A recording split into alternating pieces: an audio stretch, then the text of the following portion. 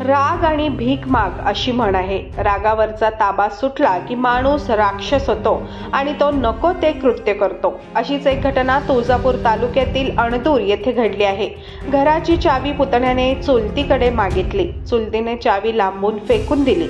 चावी फेकल्याचा राग आल्याने 32 वर्षीय पुतण्याने 45 वर्षीय चुलतीला पाण्याने भरलेल्या विहिरीत ढकलून दिले.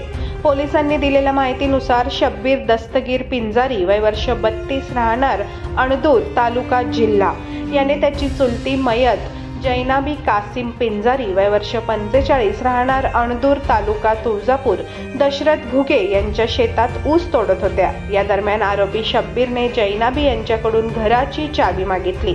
जैनाबी यांनी चावी खाली का टाकून दिली या कारणावरून आरोपी शब्बीर पिंजारी याने मयत चुलती जैनाबी पिंजारी यांना शिवीगाळ करत लाथाबुक्क्याने मारहाण केली. तुला जिवंत सोडत नाही असं म्हणत शब्बीरने जैनाबी यांना हाताला धरून ओढत नेऊन पाण्याने भरलेल्या दशरथ घुगे यांच्या अणदूर शिवारातील विहिरीत ढकलून देऊन त्यांना जीवे ठार मारलं. ही घटना शनिवारी रोज सायंकाळी 5:30 वाजेच्या सुमारास घडली.